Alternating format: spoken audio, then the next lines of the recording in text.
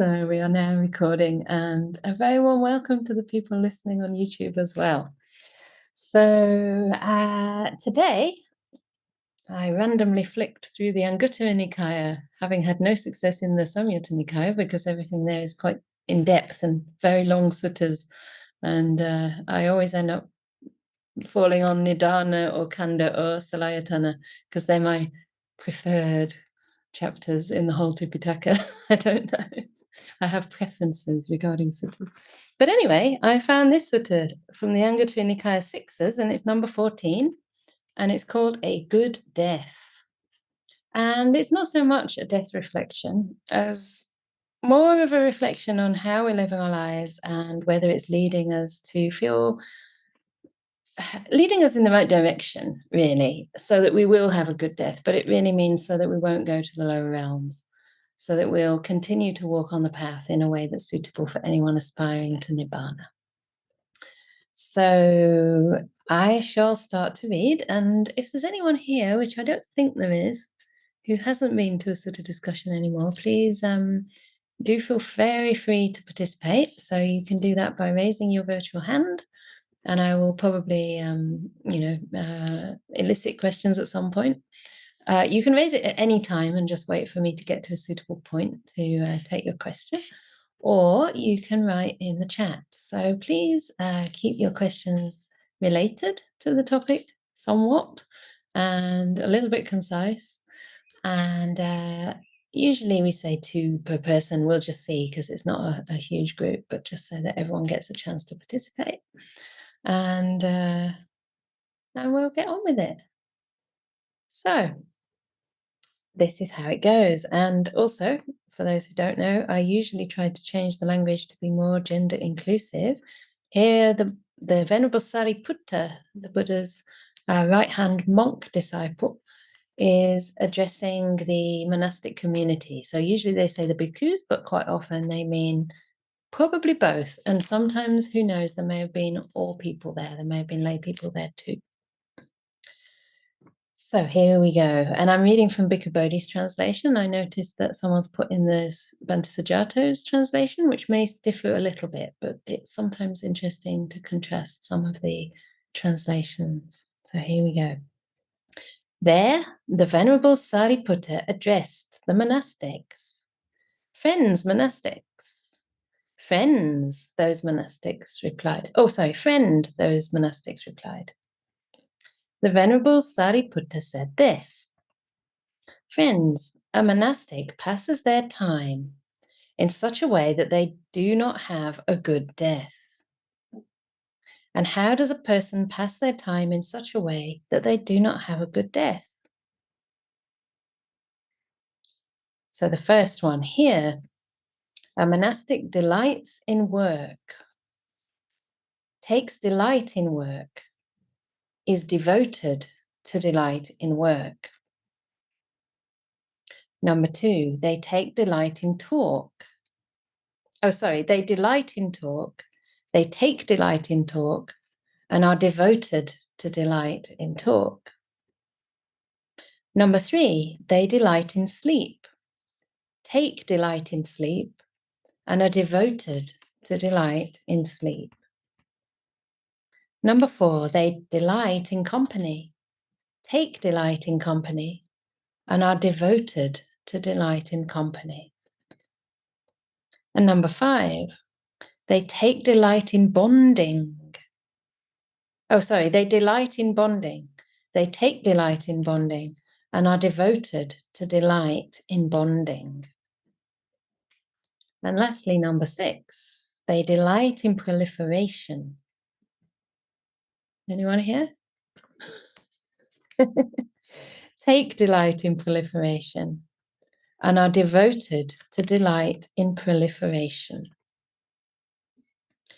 When a monastic or a person who's serious about the path, that's my add-on, passes their time in such a way they do not have a good death, this is called a person who delights in personal existence. And the word is sakaya, like sakaya ditti, like identity view or identity. Who has not abandoned personal existence to completely make an end of all suffering. So I think now it's the opposite. Friends, a person passes their time in such a way that they have a good death. And how does a person pass their time in such a way that they have a good death? Here, number one, a bhikkhu or a monastic does not delight in work, does not take delight in work, and is not devoted to delight in work. They do not delight in talk, does not take delight in talk, and is not devoted to delight in talk. They do not delight in sleep, do not take delight in sleep, and are not devoted to delight in sleep.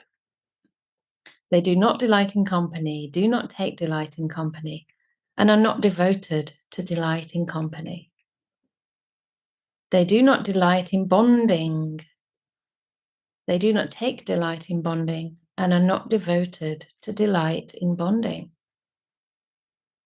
And the last one, they do not delight in proliferation, do not take delight in proliferation, and are not devoted to delight in proliferation. When a monastic passes their time in such a way, they have a good death. And here in this sutta, it specifically means they don't go to the lower realms. This is called a monastic who delights in nibbana, who has abandoned personal existence to completely make an end of suffering. So that's interesting, because in the previous one, when it said about a bad death, they define that as death in the lower realms. But here it seems to be saying a good death is not taking birth at all, not taking rebirth at all, and actually putting a complete end to personal existence. So that is the goal of every practitioner on the path, whether you're a monastic or a lay person. And then there's a little poem to end, which is a little bit strange because it says the word creature. I looked in the footnotes and it actually described it as a beast. So something like an animal or something like that. But I'm sure it means a person. It's just a bit of a derogatory term. So please don't take this personally. I also won't take this too personally, because this is where most people are, not necessarily delighting in proliferation, but nevertheless, we still sometimes get carried away. So the little poem goes like this. The creature devoted to proliferation, who is delighted with proliferation, has failed to attain nibbana, the unsurpassed security from bondage. But one who has abandoned proliferation, who finds delight in non-proliferation, has attained nibbana, the unsurpassed security from bondage. So that is the little sutta. And I wanted to just give a few explanations for anyone who's a bit confused with this, because I think it could be a bit confusing here if we take it to an extreme that the Buddha didn't really intend here. In fact, he is intending, in my opinion, to taking delight to somewhat of an extreme in working, talking, sleeping, company, bonding, and proliferation. So the first thing to say really is that it doesn't mean we don't work. It doesn't mean we don't talk, right? It doesn't mean we don't enjoy company. But I think here specifically it's talking about delighting in these things, taking delight, and actually being devoted to delight in these things, which makes a lot of sense when we consider that this teaching is given mainly to monastics, because of course, that is not the thing we should be delighting in. You know, we do our duties when we're asked to do them, and we can find a lot of joy in service. But if we look to those things to actually provide delight, and we get bonded to that kind of delight, we forget about the higher happinesses that are available to us through practicing every aspect of the path. So first of all, I want to clarify that there's a big difference between being devoted to delighting in any of these things and actually practicing serving in the Sangha or in the community, practicing the right amount of sleep or wise friendship, having good company, which is part of the path, compared to actually being bonded to the pleasures that come from that, to the extent that you become in a way dependent on them. So this, I think, is talking about somebody who's basically getting very distracted, I would say, and also not really fulfilling the main purpose of their monastic life. And I think that can be the case for anyone, right, in the world as well. It's like, where is that point that you're, enjoying the company because it's wholesome company? And where is the point that it's just kind of being so attached to it that you need it all the time and you're using it as a distraction and a kind of lesser form of happiness? You're using it maybe even as an avoidance of the things that are more important in your life. And I've seen that certainly in monastic life, that there's a difference, with having work and service to do, which is well directed and clear, and actually creating work out of restlessness or out of an inability to sit with one's mind. And it's not to say that that doesn't sometimes have a place either, because sometimes it is better to just, do something wholesome, especially do something for somebody else, maybe, than sort of sit against the mind's wishes, force your mind to sit on the cushion or whatever it might be. But in this case, it's talking about somebody who is in a way moving away from the real purpose of the spiritual path. And I guess doing it also with a great sense of self, because we're saying here that this is equal to delighting in personal existence. So there's not a letting go there, there's a bondage to these things. There's a devotion to these things rather than devotion to the Buddha, the Dhamma, the Sangha, a devotion, you can even say, that's wholesome towards right action, right speech, right? Spiritual companionship, etc. So I think it's really important to make that clear, because one of my first thoughts when I read this is that, if people take this literally, then, no one in the monastery will want to do anything anymore. They'll think, it's really great in spiritual life when you just sit in a corner and only meditate and become a complete hermit and don't talk to anyone and reject everybody. And that is a kind of spiritual bypass. That's not understanding the teachings in their proper context. So that's the first point I really wanted to make. And I think it'd be a really interesting topic to explore together, where kind of seemingly wholesome pursuits can tip into something that is more of a crutch, perhaps. I particularly like the third sentence in each sequence. So it starts off with a person delights in that thing. They delight in work, talk, sleep, company, bonding, and proliferation. They take delight in it. And the Pali actually is something like Kamma Karaniya, I think, from what I remember. And it literally means something like doing that thing, like kind of making more of it, you could say, like takes delight. It's kind of very actively doing these things. And then the last one, the devoted to these things, is Anuyukta, which is very similar, or yukta, sometimes it's thought of as yukta, and it's basically mean being yoked or being tied to. It's the same word as yoga, which means a union, like a kind of merging into. So you're completely consumed by it. You're completely tied to it, yoked to it, bound to it. And that's the difference, isn't it, between, working in a way that supports your practice and working in a way that is responding to a need, but being able to put it down when you have the opportunity to do so. And actually being kind of obsessed with it in a way. And that can happen with more than just, these 6 things.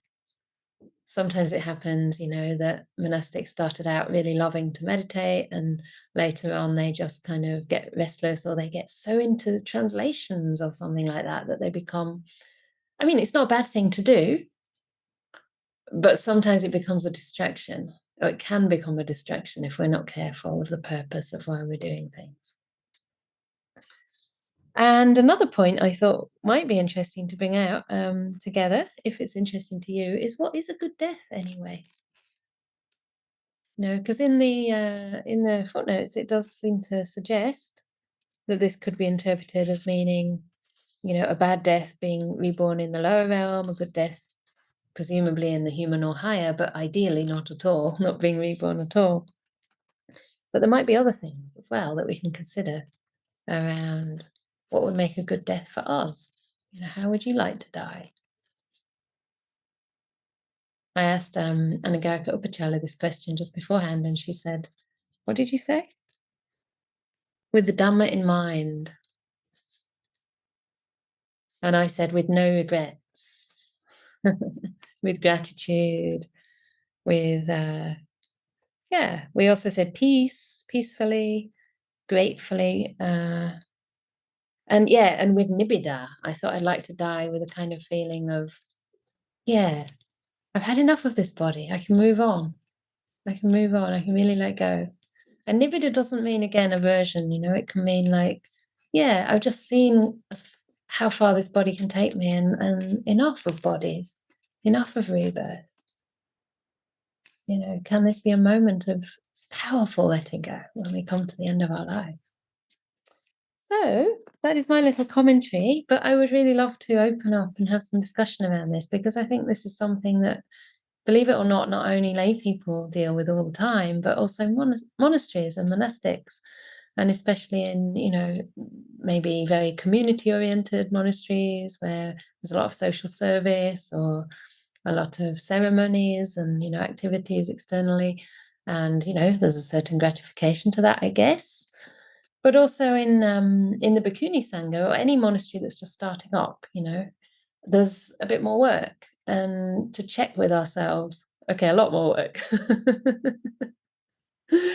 And to check with ourselves, where are we coming from when we approach our duties?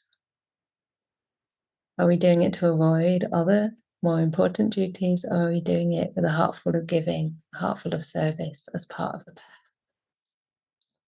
So, any comments or questions? Anyone in here also can participate. If you want to say anything, you're welcome to raise your hand. And it can be personal, and it can be, leading to different avenues as well. So I'll come to Joseph. And I would love also to hear from people that don't often participate as well. So please don't be shy. Sutta reminded me, just processing it reminded me of this verse I heard from Samyutta Nikaya 10.2. It's called the Sutta Nama Sutta, where this spirit, I don't think it's Saka, the king of the Devas, maybe another king of Deva named Saka. But he gives this poem, and it says, "You've given up all ties and are fully freed. It's not a good idea for you, ascetic, to be instructing others."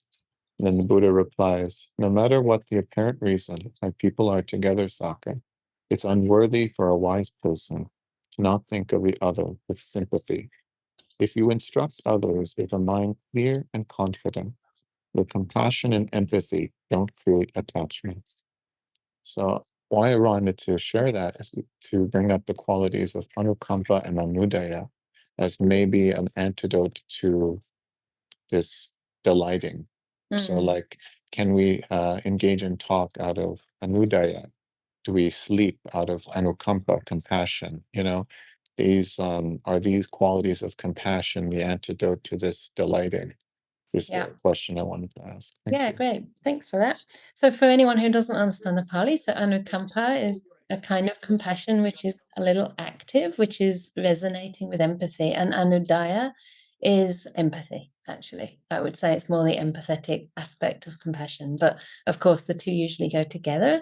I think, genuine compassion must include an element of empathy to really be something more than just cognitive, something that actually can put yourself in someone's shoes and therefore know from where to help. Be informed, have enough information to know how to help a person, and also to give that person the sense that you get them, or at least you're trying to, at least you're trying to kind of imagine how it might feel. How would that feel if that were you? So certainly there are two things that could be an antidote, and I think I touched on that in what I was saying about motivation. Where are we coming from when we perform our work, our tasks, our duties in life? Where are we and service? I mean, the word here is work. I'm not sure what the Pali is, but service is a part of the path. I mean, I do think there's a slight difference there. because I sort of grew up in the Goenka tradition where we give service, and also in the Sikh tradition they call it seva. It's a massive part of that religion, and it can be charitable work outside of meditation centers or retreat settings. It can be providing food to all the lorries that get stuck at Dover after Brexit. There were these Sikh communities that provided thousands of, I think it was chickpea curry and rice or something, to all these drivers that were just completely stuck for like 24, 48, 36 hours, I don't remember. And it's a big part of their devotional practice is to serve. So yeah, delighting in these things when it's wholesome is wonderful, like when it's actually a kind of sense of pamoja, but the word here is arama, which means a kind of, it's a bit like getting your happiness from those things rather than from the motivation or the meaning of those things. It's almost like losing the meaning of those things, I think, and just doing them out of a kind of sense of wrong priorities or distractedness or even avoidance. So yeah, being able to, the Buddha actually said in some suttas, I think there was a sutta where Mara came and said, see, even the Buddha gets Mara, by the way. Mara still visits the Buddha. See, you're not enlightened. Look at you like a lazy pig lying down and sleeping, something like this. And the Buddha actually said, I sleep out of compassion for the world. Isn't that beautiful? So if you are overtired, you're staying up too late, pushing yourself too much, which, sometimes is inevitable. Sometimes we don't mean to, but we just have a lot to do. Then think about compassion for other beings and how they're going to benefit more from your presence and also from your example if you take a good night's sleep. So sleep out of compassion for the world, also so that you can continue to serve, right? So it's about how we do these things. Devoted to delighting in talk is very different from practicing right speech as a means to help others, as a means to guide others.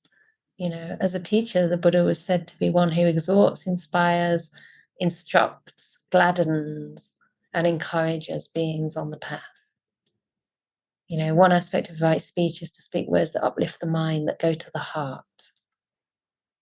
So we can use our speech in beautiful ways, and the delight then is something quite different from what's meant here. You're basically making good karma and you get a genuine type of happiness from that. Company, as I've said, just kind of socializing for the sake of it, I actually find very exhausting. And I have to do a lot more interaction with people than I'd necessarily choose if I was, if I could have the perfect balance in my day. But the way that I try to relate to that is to consider that, maybe I have something to share that could help a person. Maybe I have something to learn from that person who wants to speak to me. And so it's not just delighting in company for the sake of it, but it's trying to develop and deepen spiritual friendship for mutual support on the path. So yeah, compassion, empathy is one of the right motivations. Another one being kind of gentleness. That might also stop us being completely yoked to these things, right? We know when to stop. And also a kind of sense of giving. Letting go to me means giving. I really prefer that translation now, actually, at the moment. Because if you think about renunciation, what monastics do, they give up, they give things away, they give things to others. They just choose to have robes and bowls, then they give their lives in service of the Dhamma, they give their minds to studying, they give their hearts to practice. That's renunciation, renouncing the lesser for something more. So I'll come to Karin and then I will come to the chat. Thank you, Venerable. Such a small piece and it's so rich. And I'm trying to be clear in just a couple of things that stood out for me. I was reminded of what we were talking about last week with the cook. Yeah. It's almost like stripping back the ingredients and staying with the essentials and looking at the quantities, what is needed at the time, because we've got the monkey mind that is, wants and gets pulled in various directions. So it's the cook's job, and when that works, then we develop a different taste for flavors, for the flavors that are left, for the essential flavors, like the Eightfold Path. There's that focus, there is that clarity. Yeah. So precious, because we can lose it so quickly. That's something that we've crafted, how to lose it over the years in our life. That's a nice way. So we're really good at that. And often we take pride in saying, as you were alluding earlier on, I'm coping with a situation because I know how to distract myself. You know, good death. So I think death is happening all of the time. Parts of us are dying, you know, the possibility of dying is there all of the time, and therefore to have a tight focus on the essentials, the essential flavors, the essential ingredients, keeps you in that zone, that sort of inner peace, that integrity, that skillfulness. And then I sometimes feel, if I can just stay in this zone now, it doesn't actually matter. It doesn't matter what come, because I feel so resourced. Nothing else matters. Yeah. But you've got to really work on that to stay there. So yes, and not you, me. I've got to work on that. I feel, you know. So it's really mindfulness, observing myself, checking in with myself, bringing myself back from the proliferation that, you know, me, like many people, are quite skilled at. Yeah, we've really worked on it. Yes. I think that's what it means when it says take delight. It's almost like we've cultivated, like you say, delight. We've kind of crafted it, I think you said, which is a great word, because that really brings in that aspect of it being built, crafted. We've actually made it.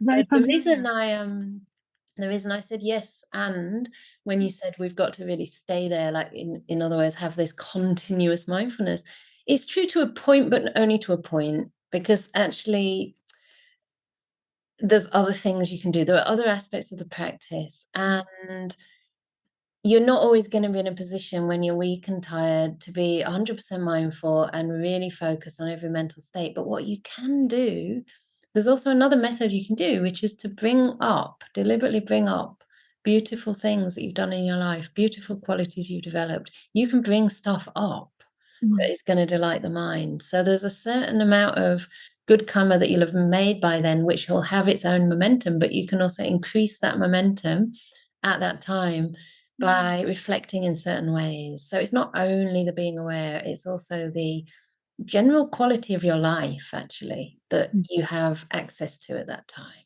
And I think that's where, you know, the way you've lived your life really comes to bear its consequences. And I've seen this happening to people without them trying, when they've been extremely tired and almost delirious at times, but then someone will walk into the room and they'll have these waves of gratitude and love just coming, because they've been cultivating it for so long and it's so natural at that time. And they just have this sense of something beautiful available when the body starts to close down, and they start to get that sense that, oh, the body's becoming more remote from me and the mind is taking over, and the mind has all these incredible qualities. So I don't think we have to do it, is my point, I think. I mean, of course, it's a culmination of everything we've developed in our life, mindfulness being a big part, but it's also the qualities of our heart that come to help at that time. And they will be there. They won't go away. Even if you lapse mindfulness, they're still there. That's the karmic current that carries you. That's true. Yeah. Thank you. You're welcome. I'll come to another comment about death in the box. Thinking about a good death. I'd like to die awake, aware, and able to fully experience it. As John Denver wrote, I hope that I'm around so I can be there when I die. I'd also like to die in a way that doesn't cause too many problems for those that survive me. Oh, That's really beautiful, yeah, to be thinking of others in that way, because one of the things that did come to mind when we were talking about the quality of one's death, I was reminded about the aeroplane crash in India, which was just the most horrific accident, I think, in decades, if not history, of Indian aviation. I'm not quite sure, but it's a bad one. I'm sure everybody's heard about it. And unfortunately, it landed on a medical college. People there also died, and it was pretty much an instant death. And of course, these sort of things get so much attention. They look so shocking, so horrific, so sudden, and there's a lot of trauma involved for the survivors, which is probably not dying in a way that doesn't cause problems, but it's obviously out of control. But then at the same time, I was thinking in terms of the actual dying and the actual consequences of our death, perhaps it doesn't make really much difference. Some types of death that you see like that look more horrific than others. I don't know that the way we die makes any difference compared to the qualities we die with. It just came to my mind and gave me a sense of, there's nothing to worry actually about how it happens so much as the lives that we've lived. I don't know. That just came to mind. But I do love that you also mention dying in a way that doesn't cause too many problems for those that survive you. And I used to think actually that I'd like to be mindful of every moment, especially if it's a kind of gradual death. But in a way, I think an instant one can be okay as well. Because again, I think it's more about the qualities we've developed in our life that's going to propel us forward. And it doesn't all hang on those last moments. But yeah, it's great. I mean, it's a great aspiration to have, because if we can, if we want to die awake, then we're more motivated to stay awake now, right? I don't mean don't go to sleep, but just, use our capacity now to understand the nature of our mind and what's happening inside. So that's great. It's courageous. Minori. Yeah, thank you, Karen. That was very, very kind of a good and the answer that Venerable you gave, because those are the things I was thinking as well. So I was thinking that I need to increase my mindfulness, but then what I was doing is, increasing the metta, but then now I kind of linked the two, I need to do both. Not give that attention, high level attention to the metta as well. That is important. So what happens to me is when I'm tired, it's like my old habits, like, okay, when you're tired, you distract yourself. Yeah. But then I'm in the process of cultivating new habits.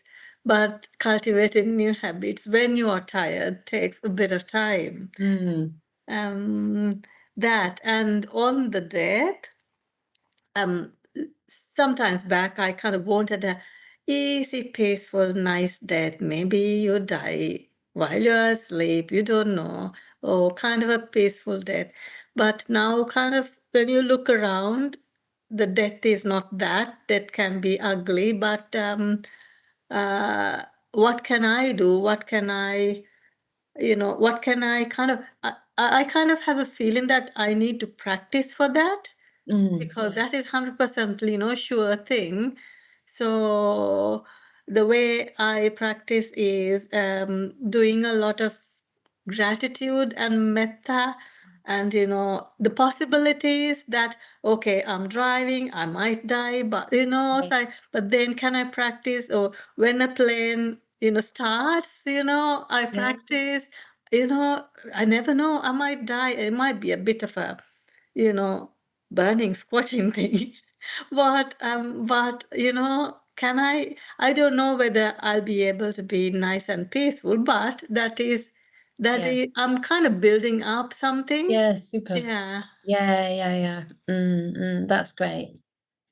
Yeah, I think, reflection on death does make us, one of the ways the Buddha encourages us to do it is that death could come at any time for any reason, through any cause. We could go out and get hit by traffic, or we could just have a heart attack, or it can be sudden, it can be, it can take a long time, it can be a gradual kind of decline. You can have one chronic condition and you think you're going to die of cancer, but then something else comes up, you know, like another disease altogether.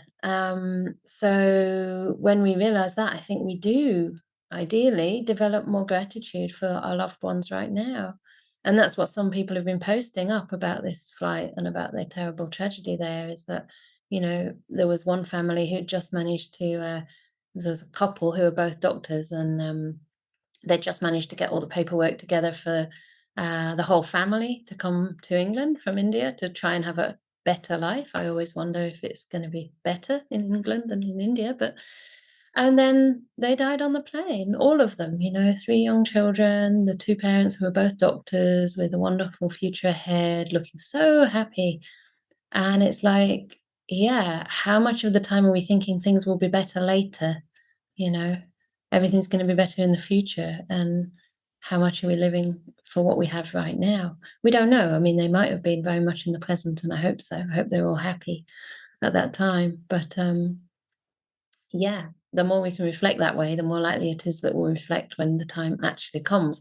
And the friend that I mentioned before was actually looking forward to the death moment while she was in the hospice, because she was experiencing already so much love and gratitude. She was very excited about what lay ahead. I mean, not all the time. Sometimes she went through visceral fear, but I could see she was gaining the kind of confidence and the sense of adventure in a way that lay ahead. Yeah. Yeah, thanks for that. And just to say as well that, you know, yes, there's the mindfulness and yes, there's the metta, but the two can be together as well. I think you know. But, you know, we can be mindful in a way that's developing metta simultaneously, kindfulness. So, yeah. When faced with the universal nature of aging, sickening, and dying, what qualities are more important to offer and rejoice in giving and sharing than karuna, anudaya, and anukampa? Yeah, you want more. I don't know that we can ask for more than that, can we?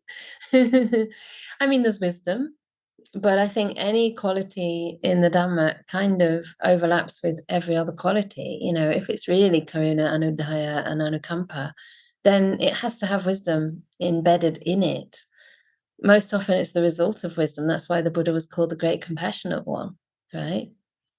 And there is something particularly linked to suffering around the karuna, anudaya, and anukampa. Actually, these are all pretty much synonyms, but slight different nuances to them. But they're all very much appropriate responses to suffering. So yeah, aging, sickness, death. There can also be acceptance, there can be equanimity, there can be wisdom, but I think that's included, as I say. So, you know, do what comes naturally. If you find that, you know, karuna practice, compassion meditation works for you and that's what you need, then trust your intuition on that, like we spoke of in the simile of the cook. What does your mind need? Listen to your mind, you know, see what kind of spices it needs, or maybe it needs bland food. Maybe it needs some kind of break from food altogether sometimes. Don't keep pushing it. Don't keep cultivating. Do some letting go as well. So just see what works for you. Sometimes metta doesn't work for people. It makes them think, oh, why should I always be happy and full of loving kindness just to keep everyone else kind of pleased with me or whatever? You know, there can be resentment to those things if we've been brought up in a way that tells us you've always got to smile and be kind. You know, it's like, no, I want to feel my anger. I want to. So we're all different at different times.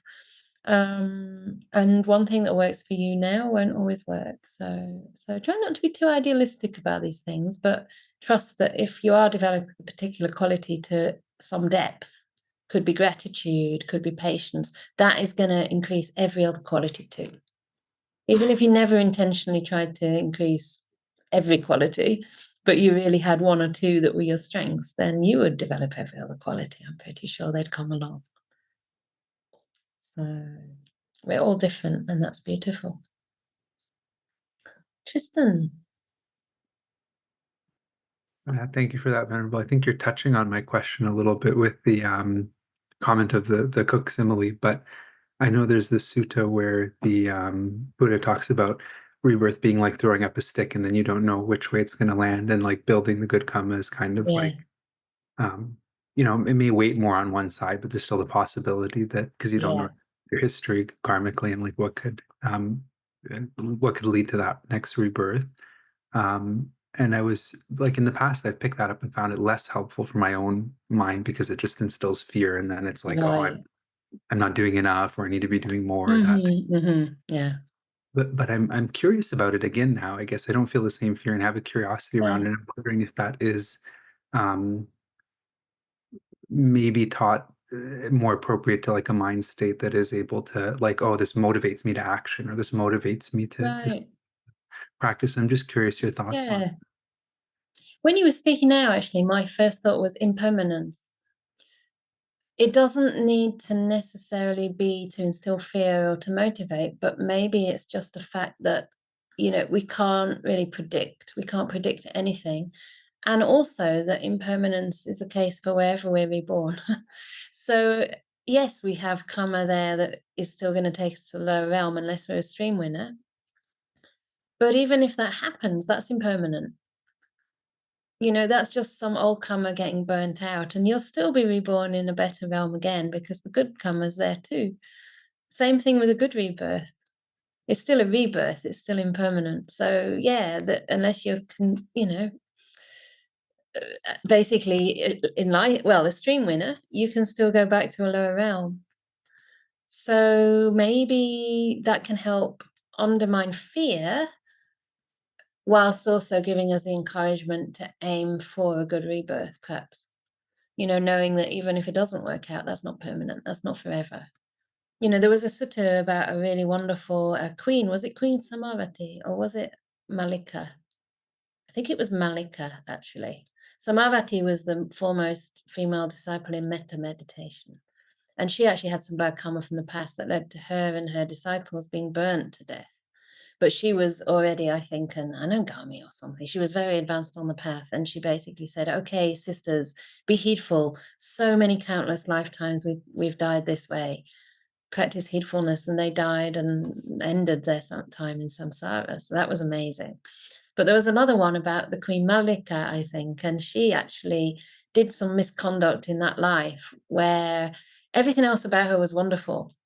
And she was incredibly devoted to the Buddha and a really pious disciple who helped her husband to come onto the path. But because of this bad karma that she'd done, she went to hell for just a few days. And when the husband asked the Buddha, you know, where has she gone? He kind of fudged the question. He didn't want to reply because the husband presumed she'd gone to heaven. So the Buddha only answered it 3 or 4 days later. And then he said, yes, she's in the heaven realm. So this can happen, you know, you can go down to hell for a short time because of something that's just happens to come up at that time, but it's not the end of the story. So that's one thing that comes to mind. I don't know if that's an exact sort of answer to the question. Is there more on that? Does that make some sense? Or is there some more to explore? Yeah. Yeah. So, I mean, basically the idea is that it's uncertain until we're stream winners, which is why, of course, we should just make sure we stay on the path as much as we can. But, you know, it's not like any of the good karma we've done goes away. I think it's there. And I honestly believe it's more powerful than the negative. Maybe that's wrong, but that's my feeling. Because, you know, we've been countless lives practicing all kinds of delusion and bad karma, but we're human beings now and we're in touch with the Dhamma now. So our karma this time must have come out on top. So if we're still practicing, it's highly unlikely we're going to go down next time. I mean, just think of it. I think of my life. I think, my goodness, I've met really enlightened people. You know, I had teachings from the best of teachers, and I'm in direct contact with the suttas, have a livelihood. I mean, it is a livelihood as a monastic. It's included as a livelihood, which is purely for the benefit of myself and others. You know, I mean, there's no other intention to what I do. It's amazing. And I think that's the same for probably everybody here, actually, that your intentions are good. You know, you're doing the very, very best you can with what you have. So Yeah, someone in the room here. So yeah, please. I actually just We can hear wanted you. to. You're good. Your voice Can- carries. I just had the thought as you were speaking just now about the stick metaphor that it's actually, I feel like it's something you can kind of see even in one lifetime, the same effect happening. That we don't know, like we can kind of know that we have hard times ahead of us, but also that there will be good times ahead of us, but it's unknown when it will happen and how long it will happen and these things. But at least for me, there's not much fear about that. It's like, yeah, this is just how life works. Some difficult times to come and some good times come. But on the whole, in a lifetime when we're practicing sincerely, things get easier over time because we become more equipped to handle them. And so I feel like it's kind of, even in one lifetime, you can see that maybe in the over lifetimes, it would be the same kind of thing. Like there's some more difficult lifetimes and some easier lifetimes, but in general, it just keeps going upwards because we just keep following the Dhamma, and it allows us to hold that difficulty. Yeah. So yeah, I think that thought for me took away some of that. Yeah, that's beautiful. You know, it reminds me of this Sutta, not Sutta, the Dhamma talk we listened to just a few days ago. It's a fantastic talk by Ajahn Brahm. It's like, if that's the only talk you listen to, you'll be practicing properly. At Peace with Experience. I think it's from 2001 or something. It's on the Deepa Dhamma podcast. It's a Rain's talk, At Peace with Experience. And it says there, I think it's that talk. But anyway, listen to that because it's a great talk. And it says, you know, if a person was suffering the most severe pain in the hell realms and said, truly, the door of my heart is open to this pain, that being would end their time in hell. It's just so wonderful. Yeah, that's the name. Yeah, At Peace with Experience, not with the experience. Yeah, by Ajahn Brahm. Yeah, so that's right. And I think the more, in a way, that we are able to work with the difficulties, the more confidence we have. And so therefore, in a sense, the less likely you are to go to those places again. Or if you go to those places, it won't drag you down. Like I think you've been saying to me, no, that sometimes you might feel anxiety or difficult emotions, but you don't feel anxious about the anxiety. You don't feel worried about feeling down. So that is already slicing that suffering at least in half, if not less. You know, it's like, yeah, the old things are there. There might be depression arising, there might be fear arising, but it doesn't faze us in the same way it did. And that's because of the practice. That's the awareness we bring, and the metta, the skillful attitude we bring to handling those things. Yeah. So I would like to just nudge us to the last one in here, because we are talking about a few different factors the Buddha talks about here. And I think the last one's really interesting, about delighting in proliferation, taking delight in proliferation, and devoted to delight in proliferation. What do you think about that? I find this very interesting. I mean, we were talking just in the monastery the other day about how sometimes we think, oh, I can't be, you know, with my body because I'm thinking. And then we realize, no, that's not the case. I'm thinking to avoid being with my body. I'm actually delighting in the thinking as an escape from being with the emotional world, or, you know, maybe the physical world where there can be trauma or unresolved, whatever it is that's stored in the body.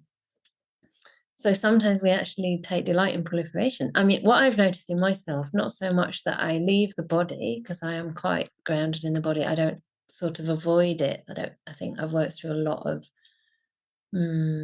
I suppose, emotions or mental states that are connected to the body by connecting them to the body and seeing that they're impermanent.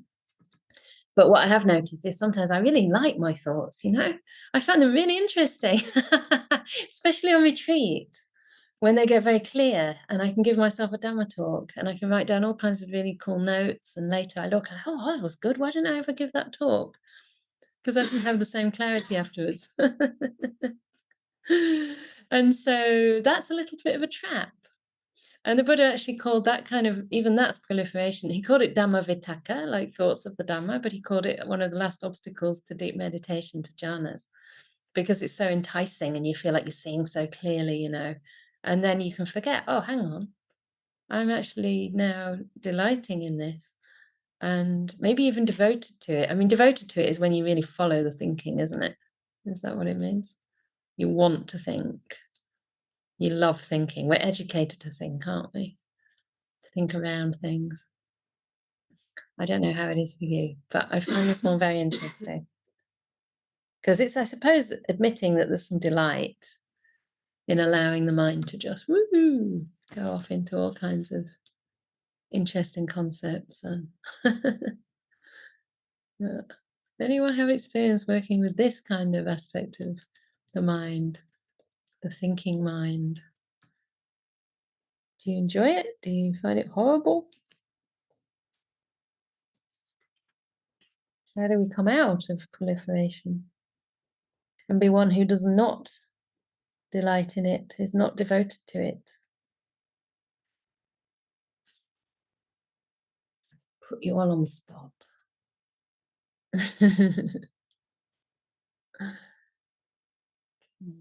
Can't carry. It's difficult when you have a job where thinking is key. You know, when we've trained to cultivate the mind in that way. But when I was listening to you, I was thinking of breath earlier on. If I don't want my mind to proliferate, if I want it to be focused, my breath can't proliferate. So I thought, well, that's perhaps helping me to liken it to the breath. I breathe or I don't breathe. There is no proliferation. And then I thought there have been moments where I took delight in my breath. Yeah. So how about that? That's good. Taking delight in the breath is great because it is coming down a few pegs from kind of the conceptual mind. I mean, I want to just say here that we're not supposed to necessarily like not think, right? You mentioned thinking at work. That's important. And that's why I differentiated in the beginning between, you know, wise thought or helpful thought or doing our jobs, performing properly, you know, and actually delighting in these things whereby we're going beyond the normal usage. And we're just kind of using them as distractions, or we're kind of looking for happiness in places that is quite inferior types of happiness. So I think that's different from proliferation, you know, thinking about things around work. But it's more when we're in the meditation and we're trying to, I mean, trying is a difficult word, and I see that we all use it a lot. We're trying to give space for the mind to just settle. And of course, there's thinking there, and it's not always a wise thing. In fact, I barely ever try and battle with that or think I shouldn't be thinking. I just let the waves of the mind settle in their own time. But if the breath does come to mind and there's not, you know, enough thinking to make that too difficult, then I will allow the breath to further simplify my mind. And it takes me into, quite rightly, as you said, something much more real, something much more away from the conceptual world. It's something that's a direct experience. And that's why the Buddha pointed to things like the breath, the body, the sensations, things that are felt and that are happening now. A lot of thinking is about the past or the future or fantasy. It's not actually about things that are happening now. So it takes us away from our direct experience, whereas the breath brings us back. And when the delight in the breath starts to arise, that's great because it actually keeps you with that breath. And the breath then has more of an opportunity to continue to help you calm the mind. It becomes a kind of resting place for the mind. So you can actually put that thinking mind to rest. And it's a feeling thing, you know, there's feelings involved in breath meditation. It's a very important part of breath meditation. The second tetrad in the Anapanasati Sutta is not just knowing whether the breath is coming in or out, or long or short, or whether it's calm, but also experiencing joy with the breath. So yeah, the English word delight, it might be a little bit too close to joy. I think in this sutta, delight means a kind of more sensual kind of joy, but piti is just quite a pure joy that comes from the mind quietening and re-energizing itself. Yeah. So I'm coming to the chat and then I'll come to Minori. Is taking delight in solitude also considered more wholesome than delighting in company and closeness? I sometimes find it difficult to assess where the line is with a wholesome sense of feeling at peace with solitude versus aversion from company or closeness. Any words of advice on that? Well, that's a brilliant question, a very important question, and a really interesting place to explore, which I've explored a lot, especially around the time of COVID and then coming out of that time and going into quite a long solitary retreat, but also kind of, recognizing at some time during COVID that the solitude and my love of solitude actually changed into a sense of unhealthy isolation against my will, because I didn't have much choice, but it slipped at some point, gradually, I guess, but there just came a point where there wasn't enough, what would we say, friendship, I suppose, and kind of socializing that helps to regulate our nervous system and give us a sense of safety and belonging, give us a sense that we're okay, we know who we are, we have a sort of meaning that's beyond just our own inner world, but we have a connection to the rest of humanity, we have a role in society. That was hard for me because I was living as a bikini on my own. It's like, who cares if I'm here or not? Is it even important to anyone, you know? What am I actually doing? Does it have much meaning to anyone other than me? So that was really tricky. So yeah, is taking delight in solitude considered more wholesome than delighting in company and closeness? Probably for the sake of deepening meditation, yes, but we're talking about delight in solitude. We're not talking about solitude coming from aversion, or solitude that's lonely, or solitude that's isolating. We're talking about the kind of solitude that the mind is ready for and that brings the mind a lot of joy. Delighting in company and closeness. Yeah, I think, again, the word would be a bit different because that's generally more likely to lead to attachment. You can get attached to solitude in an unhealthy way as well, if it leads to avoidance. Anything that leads to avoidance could be taking you down the wrong path. Sometimes you need a bit of space, but if it's a continued tendency and it's coming through ill will, then you know that's not aligned with metta, with karuna, with letting things be. Yeah, I think for me, like, the sort of quality of somebody who's well practiced is that they're comfortable in company and they're comfortable alone. It's both. You know, they can be alone when the time comes to be alone. Not perfectly, perhaps, but they can really make good use of it to develop wholesome states. And the same thing in company. We can have, wholesome and healthy relationships. And that's one of the things that drew me to Ajahn Brahm, just seeing that this person who can go so deep in the meditation can also serve incredibly. I mean, to thousands of people, like back-to-back talks and running monasteries, and just wow. I remember being on retreat with him in Germany, and we just went to a busy talk in Frankfurt, and I was getting quite still in the retreat. And, there was so much talking in that room before the public talk. It was a room full of 100-odd people, just blah, blah, blah. And I said to him, how do you cope with this, when the mind's so sensitive? So, I just make peace. For me, I was quite kind of jangled. But I was like, wow. And he really does look at peace. And, I could just see how he could just move from one to the other with seeming effortlessness. It was really impressive. So respect yourself with that. You're asking for advice. The line will always change. There's no solid line. But just see more where your motivation is coming from. Whether you're wanting to be alone and in solitude just to get away from people, and then it is or isn't healthy. Or whether, you actually feel a genuine delight in solitude and it is healthy. Yeah. Check for yourself. I hope that's helpful. Helping you to help yourself. Manori. Yeah, a few things that I noted. I kind of found that being gentle to my mind helps rather than, pushing myself. No, I have to be mindful. But if I take it, I'm struggling a bit, so be gentle. So that helped.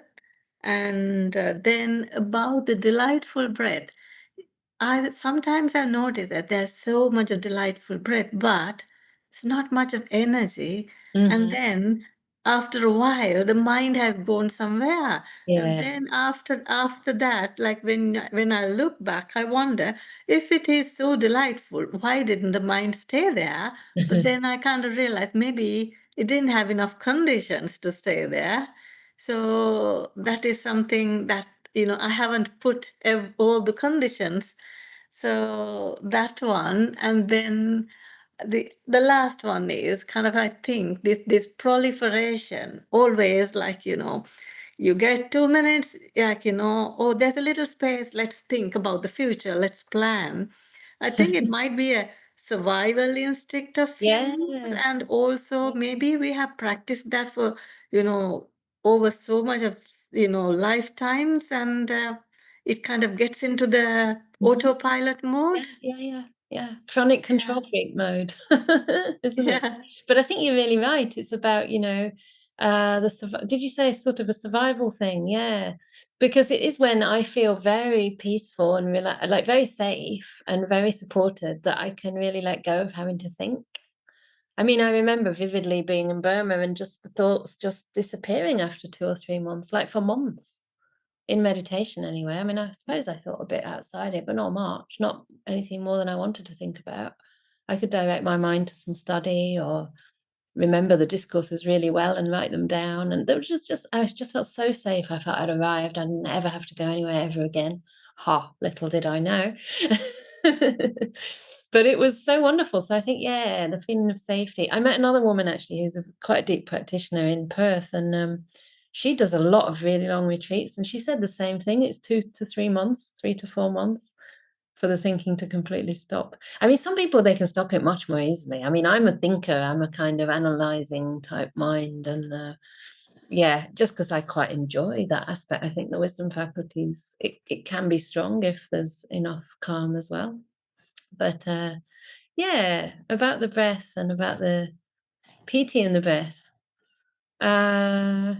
I wonder if sometimes it's like, I think you're bang on, obviously, noticing that there's not enough conditions there to keep the mind with the breath is exactly right. I mean, you're to the point there, because it's always about conditions. Our job is to work out what those conditions are and just influence them if we can.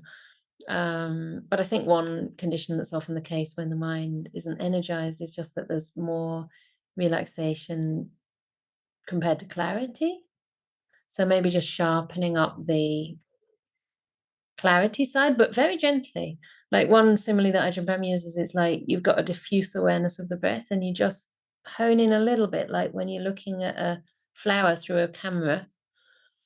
I mean, I do that quite a bit. I like flowers and I like taking pictures, and it's a bit blurred. And if you just get it just right, it just suddenly pops out, and that can increase the clarity, and that'll keep you clearer with the piti. And sometimes it's just that the mind is kind of not really wanting more work to do. It kind of just enjoys being a bit hazy and a bit kind of lazy. And that's okay. When you're on retreat, it's more likely to get much clearer and you're more able to sustain it that way. Yeah. I love talking about the mind. Okay, there's one more question in the box, which will probably be the last, and then I'll hand over to Manoj to wrap up. Something you said earlier about something you said earlier help me understand something. This is like we used to speak at Dhammasara, the something or the thingy. Anyway, something. I've mostly done Anapana meditation, and metta has been harder for me. As a child, I was told to smile when I was sad or angry. Yeah. Also, men told me to smile as a teenager and a young adult. I still have that dynamic with a family member who's uncomfortable with difficult feelings. Yeah. Having been trained to stuff my feelings or pretend they were otherwise, I've had to work hard to allow my feelings. So I think metta has been triggering for me in the past, although it's becoming more accessible to me. Wow. Thank you for articulating that so clearly, because I think that might resonate for other people that I know, and it's wonderful to hear it articulated with so much clarity. It's interesting that it was when you were a child, and it was also men. You know, it just reminded me that there have been a couple of men, not people I knew actually, completely uninvited people, like just random people, that have said something to me in the street, like, "Oh, smile, the world's not going to end," or something like that, just when I'm going about my normal day. I used to blame it on my bottom lip because it's a bit sticky outy, so if I don't smile, I look sulky. But actually, I think it's just this, like, yeah, you should smile so that you look pretty for me, right? And yeah, we're conditioned that way, especially as women, I think, to be pleasing to others because, you know, since we're not usually in the position of power, it's dangerous if we're not pleasing to others. It's more dangerous. Like any marginalized community, you have to appease and pacify and, yeah, be pretty for me. You've agreed with that. Yeah, and the difficult feelings, right? Nice insight that it's the family member who's difficult with those feelings, you know, but that's put on us, isn't it? That our feelings are a problem, but it's actually their inability to handle their own difficult feelings that makes it threatening when other people have feelings that, yeah, basically make them feel uncomfortable. So I think that's where the practice of working with feelings is really helpful, because if we can take responsibility for our own responses and, you know, get comfortable, if you like, with our uncomfortable feelings, then we don't blame it on the other or want the other to change so much. Doesn't mean we allow to be abused or, you know, spoken to in angry ways, but if that does happen, it's not as much a problem because we can work with our own feelings. I mean, I'm not saying abuse is not a problem. Abuse is a problem to walk away from if you possibly can. But if it's other things arising in us, you know, like, I don't know, sadness or anxiety or whatever, and we learn to embrace those feelings, then we're just more confident and, you know, able to be open to life. So yeah, resonates with someone else. Thank you for sharing. Excellent. Yeah. Funny, yeah. Thought it might resonate with a few. Thank you so much. I feel this is quite a deep and beautiful discussion, actually. Thank you for being part of it and sharing so openly as usual. And thank you very much, Venerable, as well. It was a wonderful topic, and we didn't do a dry discussion on death, but it was it's about emotions and the mind, the looking after the mind and that sort of thing. And so, as usual, I'll take a little bit of time from you to talk about the generosity. And giving goes against a stream of wanting and a maze, and develops wholesome qualities that form foundation of our Dhamma practice. The Buddha said that the wisest way to give is when one gives with a heart full of joy, with the purpose of beautifying the mind, for equipping the mind for the practice of serenity and insight, taken from Anguttara 8.33.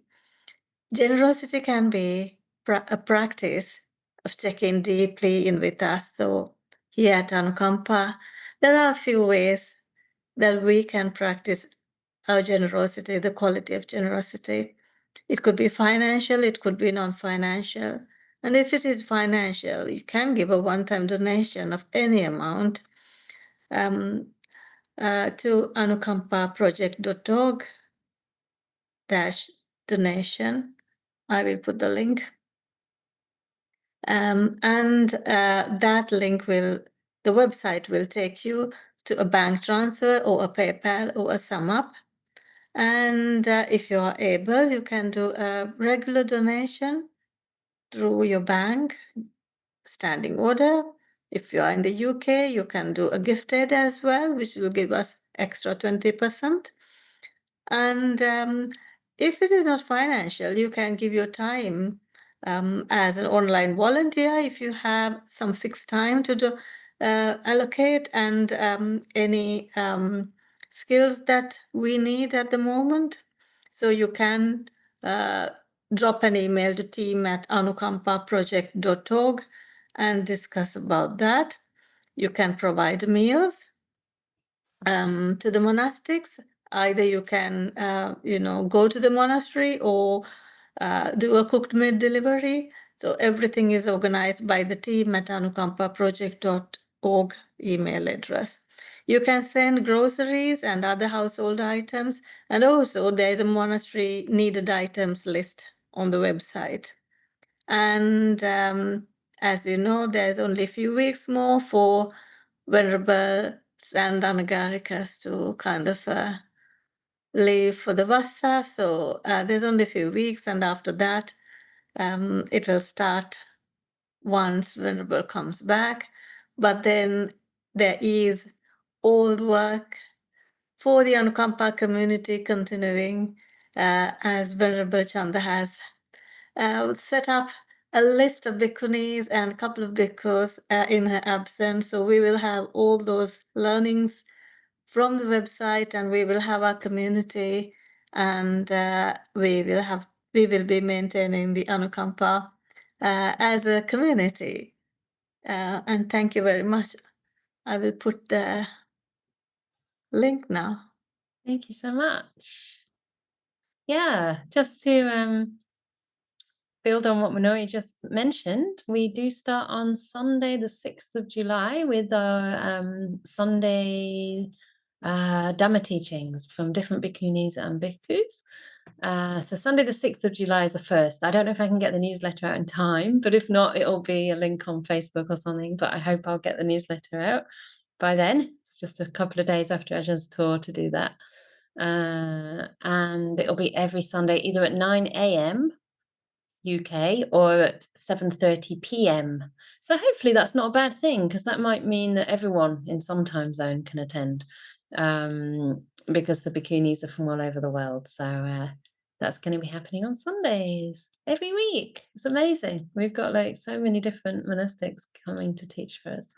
I'll miss it myself, but I'll be seeing you at the end. So yeah, next week there's nothing because Ajahn Brahm is here.